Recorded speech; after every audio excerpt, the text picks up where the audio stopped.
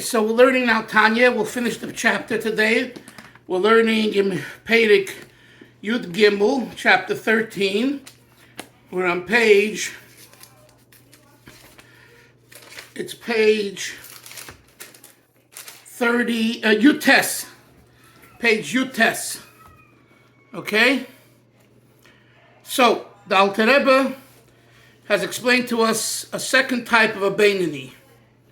Isser, you weren't here yesterday, but we explained, and it's worth listening to the Shir, that the Alter Rebbe talks about between chapter 12 and 13, three types of Beinanim. I heard a story yesterday for Rabbi Yoel on a tape in preparing the Shir, where Rabbi Yoel says that the Chassidim would say that the Alter Rebbe once said there are 500 different levels in a Beinani. Whatever that means. So the bottom line is we broke them up into three, as I heard it from Rabbi Yoel. The three are chapter 12, where he talks about a Beinani Hamaspal, a Beinani who's a Beinani during davening.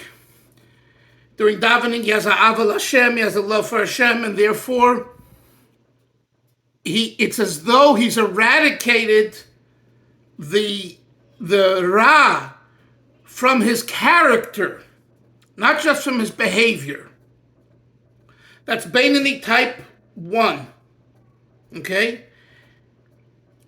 Now, he's not a tzaddik, because a tzaddik, it's not just a matter of eradicating it.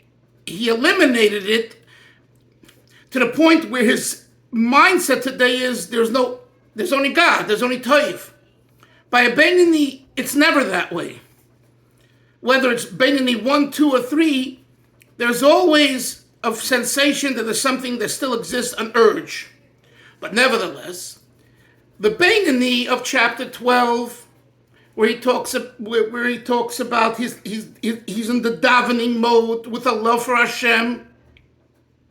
So the eradication is so powerful because he's in control. His mind is not tainted. You know, if you daven and you pour your heart out to God, and it's even genuine, but nevertheless, you're coming into davening with a preconceived disposition of ideas that are crooked, or better said, ideas that are antithetical to God. At the end of the day, your mind doesn't have the power and the strength to control the heart, because your mind is tainted already. You have a mixed up cup. Your cup has been touched by shtuyot. So that's why the Alter Rebbe, in chapter 12, when we're talking about a Beinani that's mispalel, that he Hashem helped, the Alter Rebbe says that he's able, that type of Beinani, to have the moach shalit al alev. And that's why only in chapter 12 do you see the Alter Rebbe employ the idea, the language, an idea of moach shalit al alev. You don't find that in chapter 13. What is it in chapter 13 that we learned about and learning about? Number one, we learned about on the first side of chapter 13, on page Yud Ches, we learned about a Beinani who is not mispalel. He's not in the mind frame of davening. He's working. He's business. He's out there. Hey, this type of Beinani has already been tainted. So you know what? How is he able to overcome Moshe? Says the Alter Rebbe, Hashem oizer Eloi. Right? The Alter Rebbe brings the posuk, Hashem yamed liyamin evyoin. Hashem stands to the right of the poor person and supports him. Why do you need support, Avi? If you have a brain, and the brain is moach shalit al alev, dominates over the heart, what do you need God to help you? You can do it on your own. The answer is you can't, because we're talking about a different type of a Beinani. You're talking about a Beinani who's already tainted intellectually. So if you rely just on his moach, you can't do it.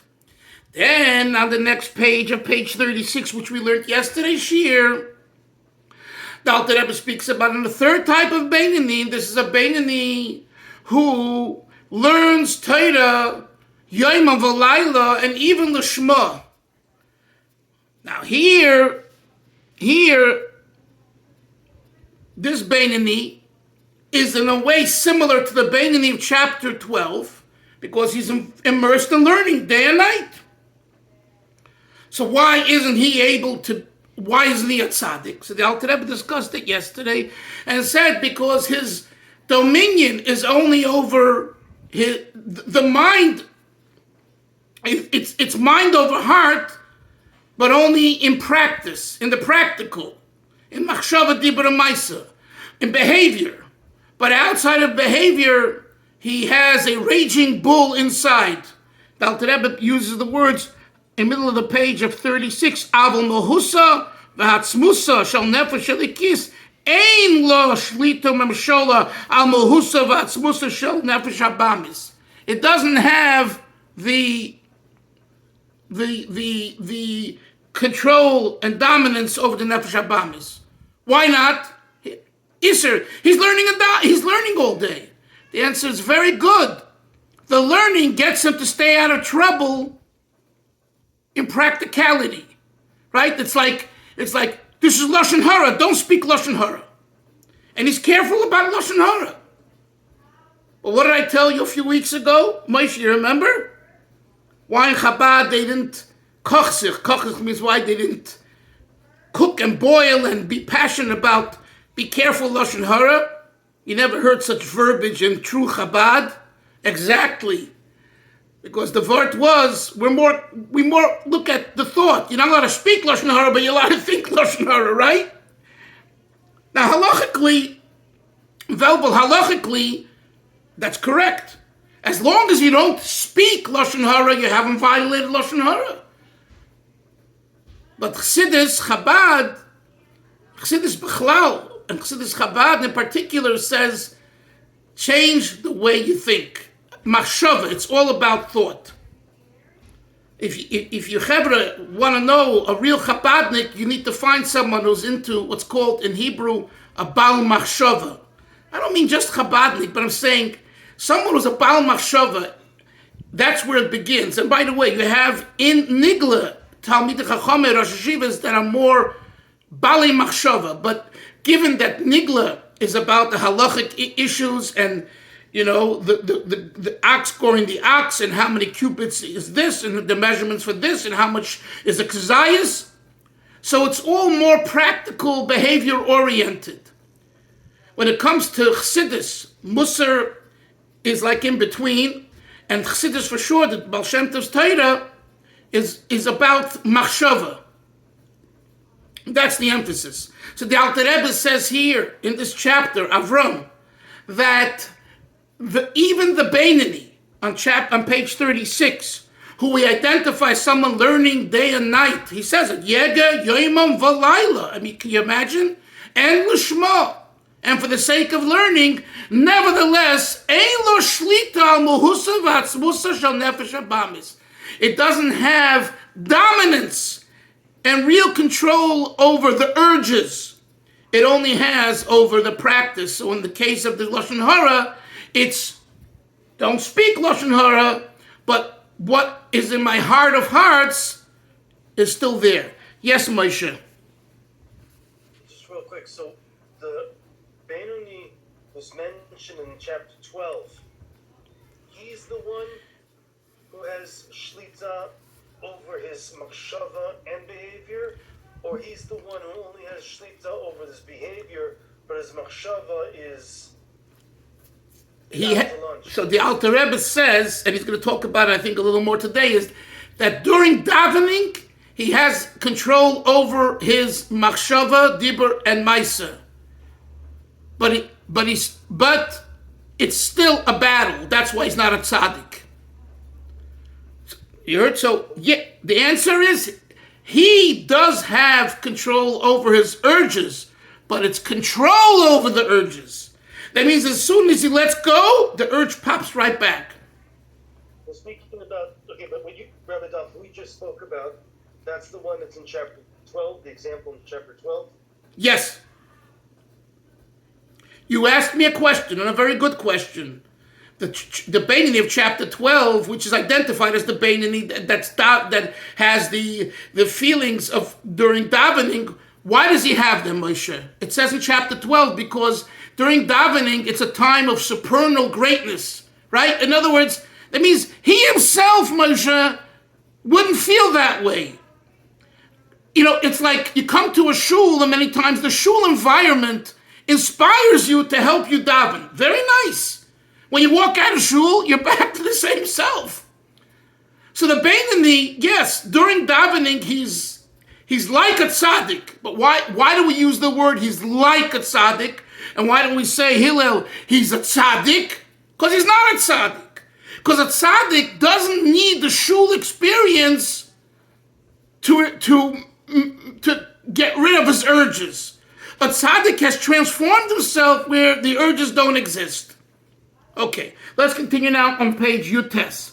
So yesterday we concluded with his 2 dots, about 7-8 lines on the top, where the Alter Rebbe explained to us that's why Rabbah was able to make the mistake in calling himself a Beinoni, and he didn't call himself a tzaddik. Why? Because given that a Beinoni, the highest level of Beinoni is the Beinoni who has the experience during davening, and there is a concept of davening all day, that your mindset throughout the day, when you're walking in the street and when you're treating patients, wherever you are, whatever you're doing, you're on Beinoni mode, right? So if you're on Beinoni mode all day, wouldn't you think you're a tzaddik?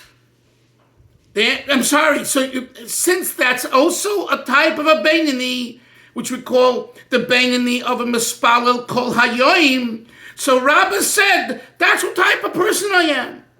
I'm not a tzaddik. I know that I learn day and night. And I know it's as though I'm davening all day and I have this burning love for you, God, and all that. But I'm not a tzaddik. And that was a mistake that he made. But the question was, what was the question in chapter 1 in Tanya? What did Abaye say to Rabbah? Rabbah, you're our teacher. And if you call yourself a Beinoni, then we're Rishoyim. That means you're not giving any place for us to exist spiritually. So the answer is that in truth, Rabbah was a tzaddik. He wasn't a Beinoni. So therefore, Abaye's question doesn't hold water. That means Abaye's question is answered.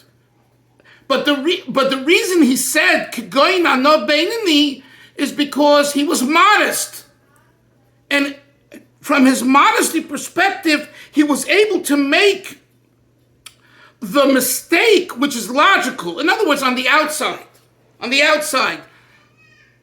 can you tell, Velvel, I have a question for you. On the outside, could you tell the difference between a Beinoni and a tzaddik? Answer me, please.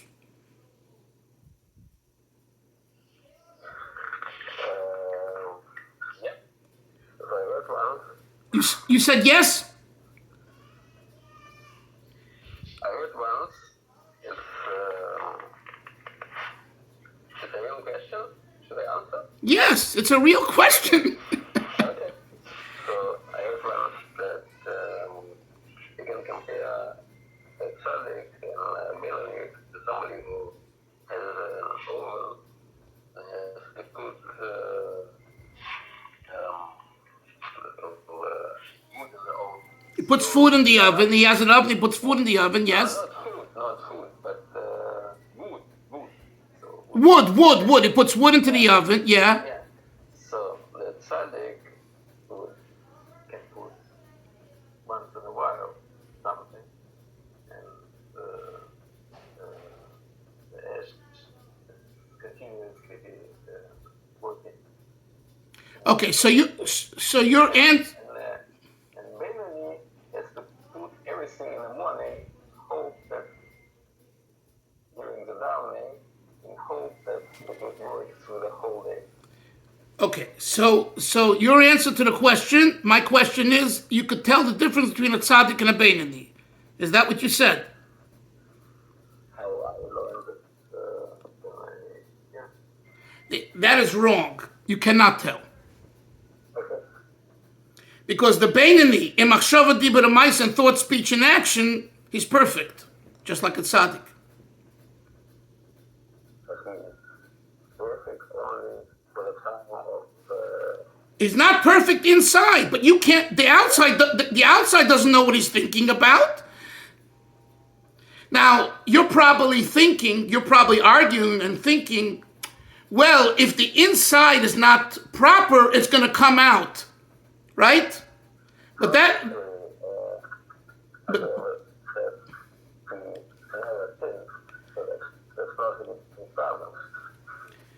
what I'm teaching you. That's what the Alter Rebbe is teaching us here.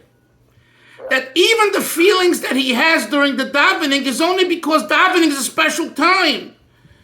That means he himself hasn't refined himself to the point where he's a tzaddik. And that's what we learned earlier. As far as the midos is concerned, he's closer to a Russia. By a Russia, right? A Russia in behavior is bad. Where does behavior begin, Hillel? It begins inside. So the Russia's inside is messed up. Guess what? The Beinoni's inside is also messed up. That's why Tanya is talking to us. Every one of us is a potential Beinoni. We don't have to be wicked. We're not wicked, terrible. We're good guys. But guess what? Our insides need a lot of work. So outwardly, this type of prototype person that he describes here looks all rosy and dandy and gewaldic and great. But inside, he has burning urges. And even if during davening or during learning, those urges subside, and even if he's an individual that's kind of davening all day in mindset, he's davening all day, it's only because the davening inspiration walks around with him all day. It's like, someone who's guiding you and helping you, or in Velvel's example, I'll take one part of the example. It's like the oven is on the entire time. Now, what if you shut the oven off, Velvel? It goes back to its cold state.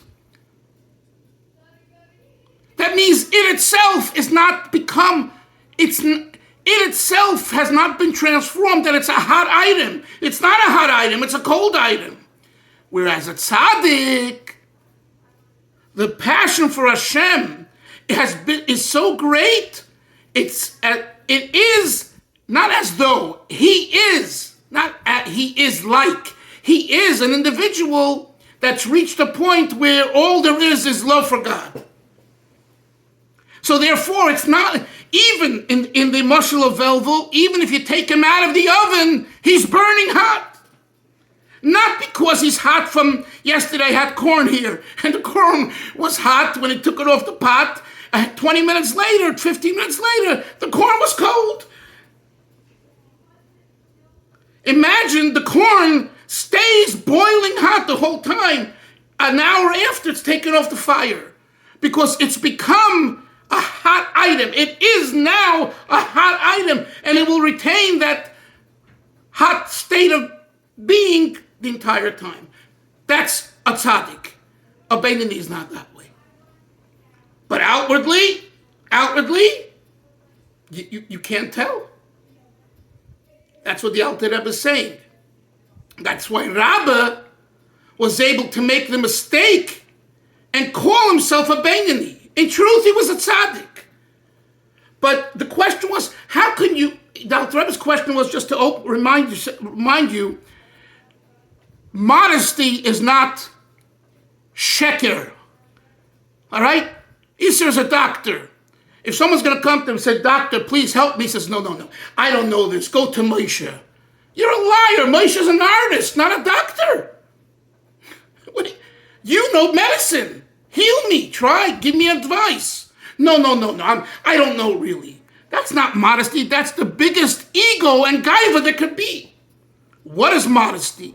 Modesty is, like we learned from Moshe, indeed I know what God gifted me. And I know I'm a doctor. And I know that I'm a good doctor. And I can help you. I can try helping you with Abraham's blessing and all that.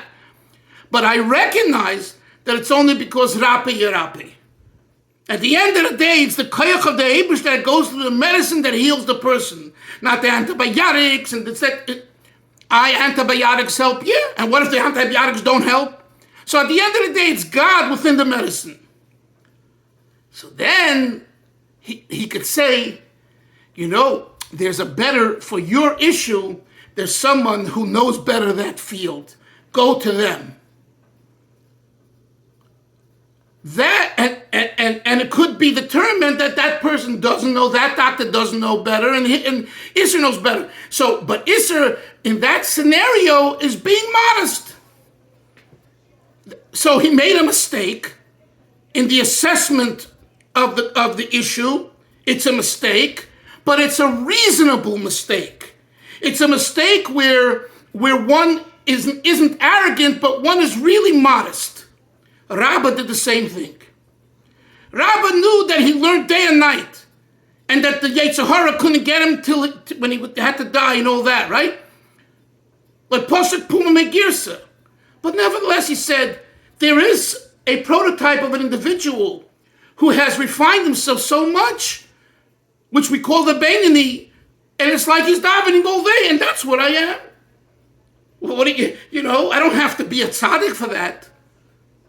So that's why Rabbah's comment was within the category of true modesty, not baloney and really arrogance.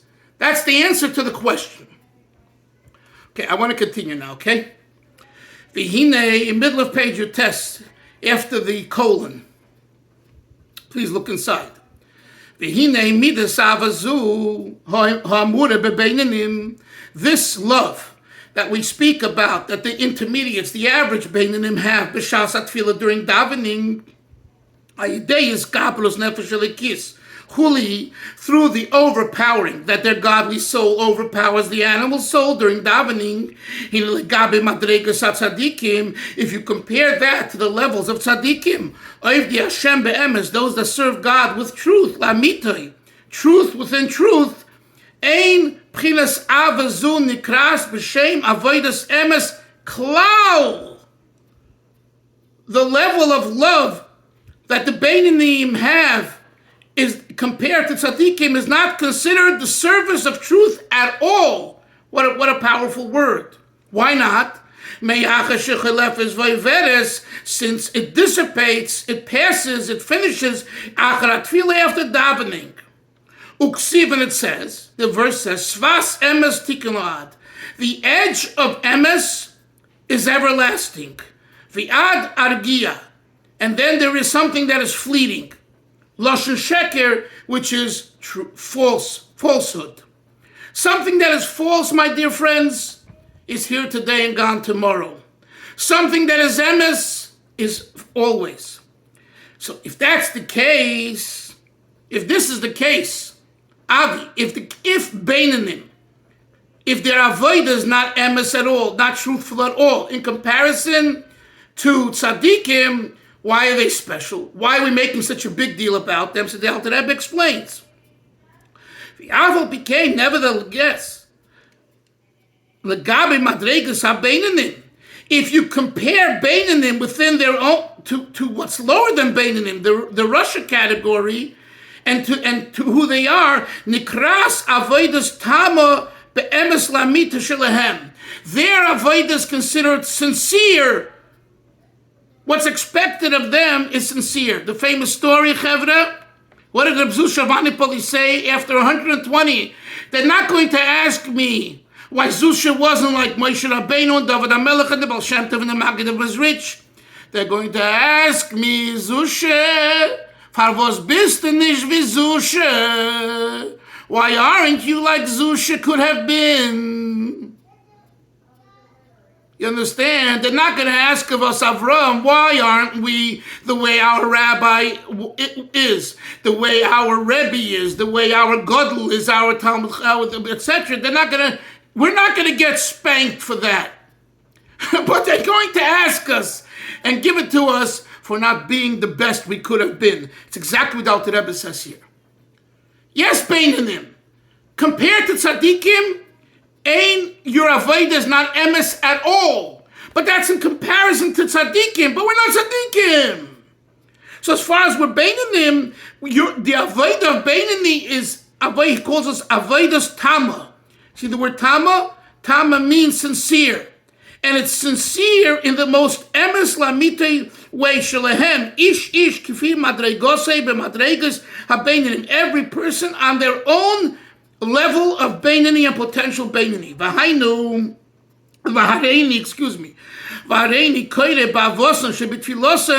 And therefore, we attribute to the Beinanim's davening with the love that they have for God while they daven, Gamkein also Svas Emes Tikin Lo'ad, the edge of truth. Hoyel, since uvekoyach nafsham, it's within the power of their soul, lekis, godly soul, lachzer, to return, ula'eder, and to awaken, to reawaken, pchinas avazu, this level of love for God, la'olam, at any time, is gabrusa, by overpowering the nefesh abamis, b'shas atfila, during davening, midiyoyim b'yoyim, it's every day, hachona haruya l'chol nefesh, through proper preparation for every person, kifi erko madregosa umadregosa, based on his level, madregosa. So what the Alter Rebbe says here is truth, you hear Chavre, truth is measured by who you are, not by someone else's truth. Are you truthful based on what you can be and who you are?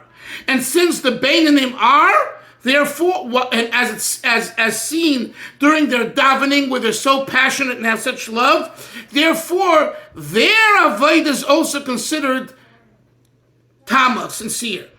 So once the Alter Rebbe introduces the concept of truth, he concludes the chapter with this idea.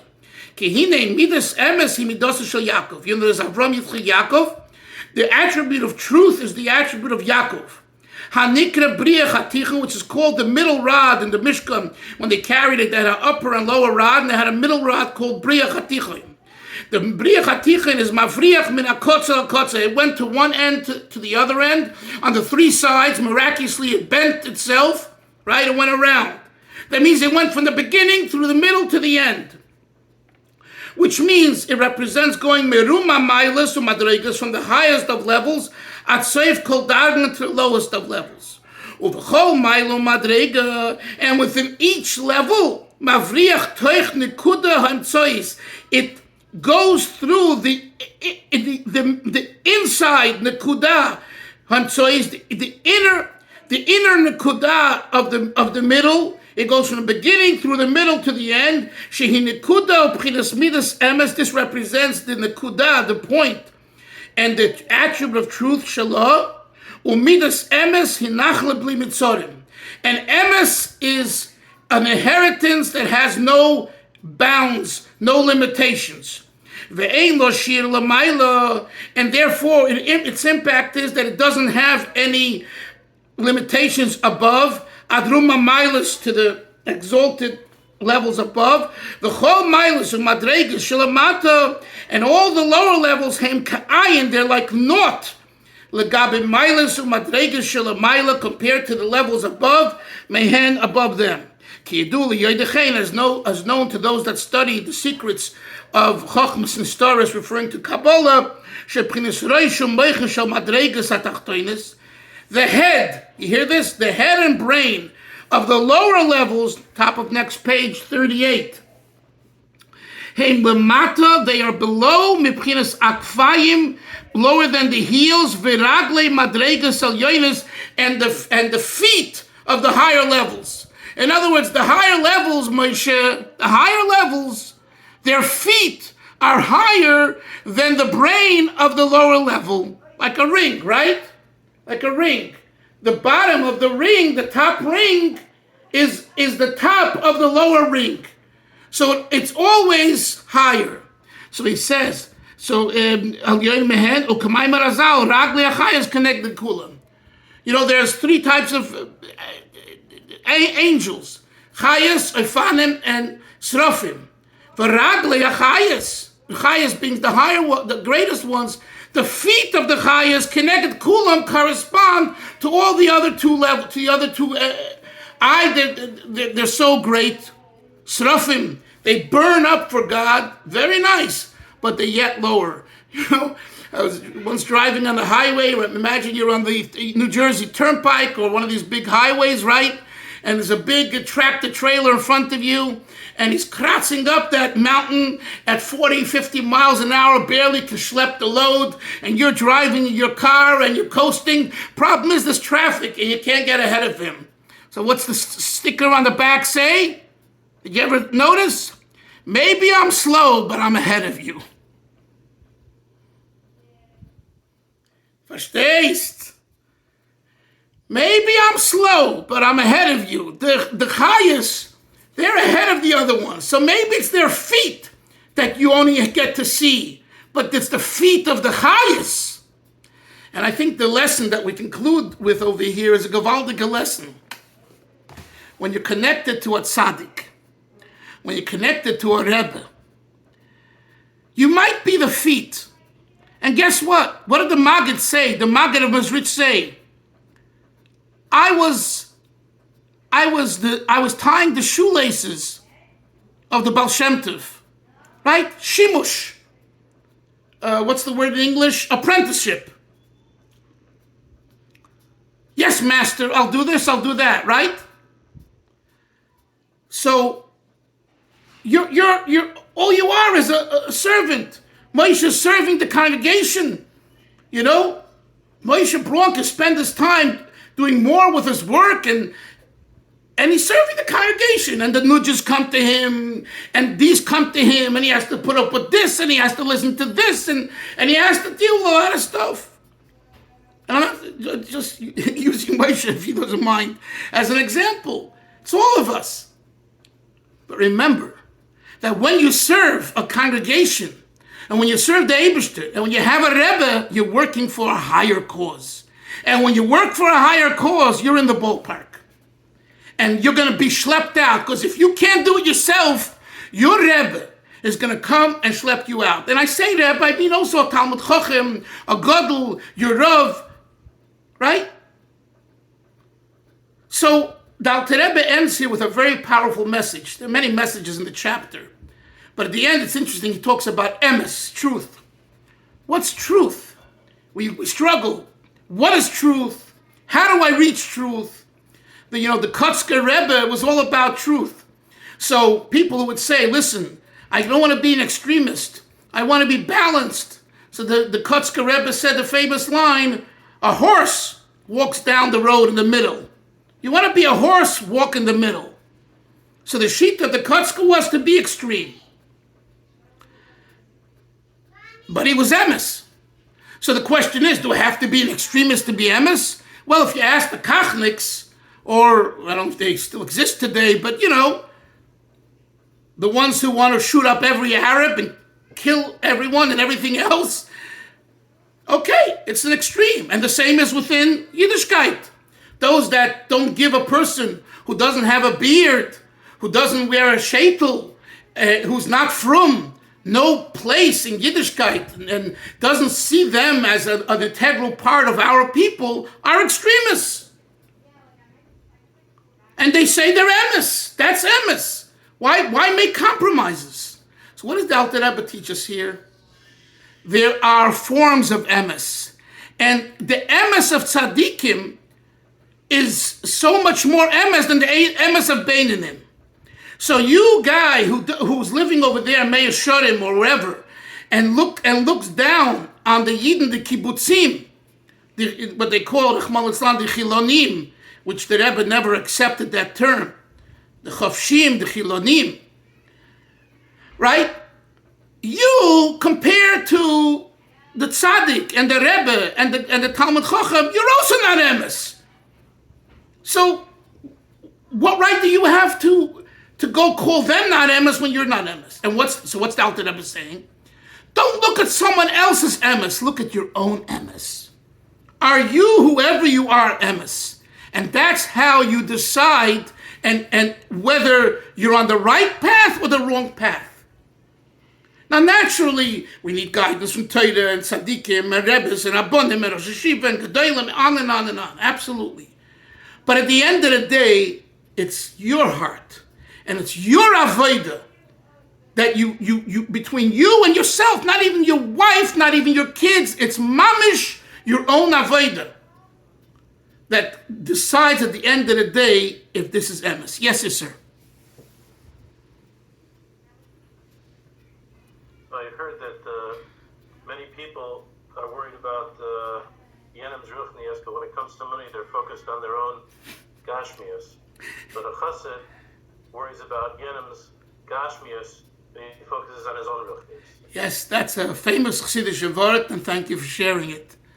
Very, very true, which means in English, there are people that are concerned about other people's spirituality, and they're concerned about their own materiality. A chassid is someone who's concerned about the other Jews' materiality. Does he have work? Does he have parnasa? Does he have health? Does he have a shidduch?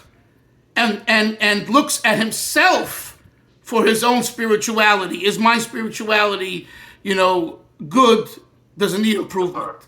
Yasher Koyach sharing that.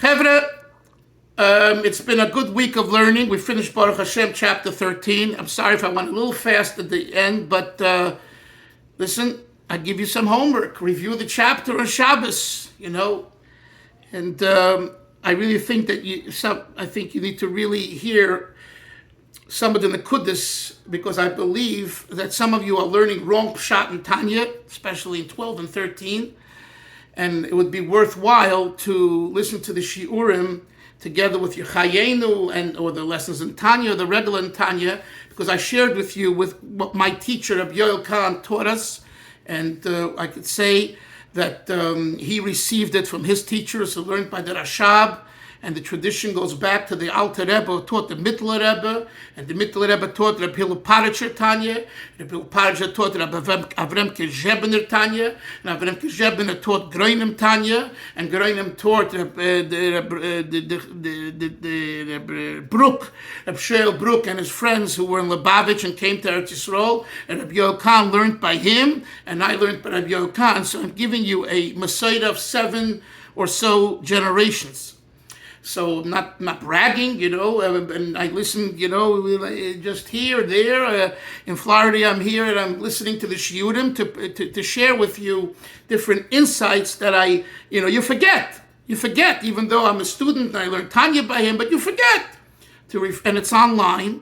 Yes, he speaks in Yiddish, so you need Yiddish to understand it. So I'm sharing that in English, and the Nekudas, a lot of the Nekudas that I'm sharing in these classes come from him. Have a great Shabbos, everyone. And we'll see everyone on Monday. Sei gesund. Hatzlacha.